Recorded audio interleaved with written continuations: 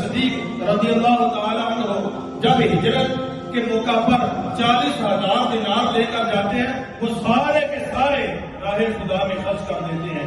2.5% نہیں.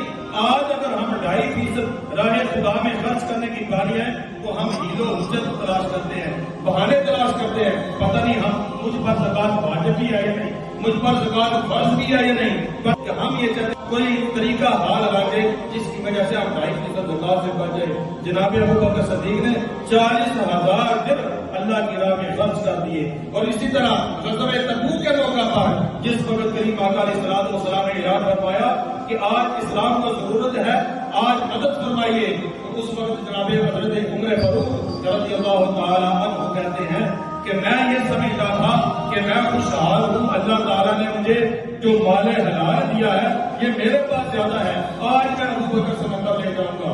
جناب حضرت عمر فاروق رضی اللہ تعالیٰ عنہ نے گھر کا جو جتنا بھی سامان تھا، گھر کے سامان کے 2 حصے کیے. ایک حصہ بارگاہ مصطفیٰ میں آ کر رکھ دیا اور کہا کہ یا رسول اللہ یہ آدھا مال میں لے کر آیا ہوں. جب ابو بکر صدیق کی باری آتی ہے، جناب ابو بکر صدیق گھر کا سارا مال اکٹھا کرتے ہیں. اکٹھا کرنے سے بھی دل نہیں بھرتا. پھر جو تن کے کپڑے ہوتے ہیں، جو اپنے جسم کے کپڑے ہوتے ہیں، وہ کپڑے بھی اتار دیتے ہیں. کپڑے اتار کر آپ خود بوریا کا لباس، ٹاٹ کا لباس پہن کر بیری اور ببول کے جو کانٹے ہوتے ہیں ان کو بٹن بنا لیتے ہیں. دوسرا سارا مال راہ خدا میں خرچ کرنے کی خاطر بارگاہ مصطفیٰ میں لا کر رکھ دیتے ہیں. حضرت محمد مصطفیٰ صلی اللہ علیہ وآلہ وسلم کی بارگاہ میں جب ابو بکر مال لے کر آتے ہیں تو یہ نہیں پوچھا کتنا لے کر آئے ہو.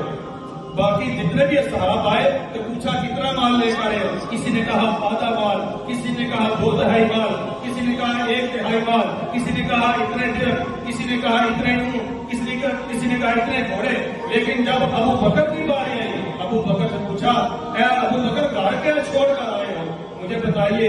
سوال تو یہ کرتا تھا ابو بکر کتنا لے کر آئے ہو، باقی تو سوال سب سے کیا جا رہا تھا کہ کتنا مال لے کر آئے ہو. تو ابو بکر سے پوچھا اے ابو بکر گھر کیا چھوڑ کر آئے ہو؟ ابو بکر نے کہا کہ یا رسول اللہ میرے ماں باپ آپ پر قربان ہوئے، گھر میں اللہ اور اللہ کا رسول چھوڑ کر آیا ہوں. احباب گرامی قدر، یہ ہے جناب حضرت ابو بکر صدیق رضی اللہ تعالیٰ عنہ کی اسلام کے ساتھ اور بانی اسلام کے ساتھ بالغانہ محبت.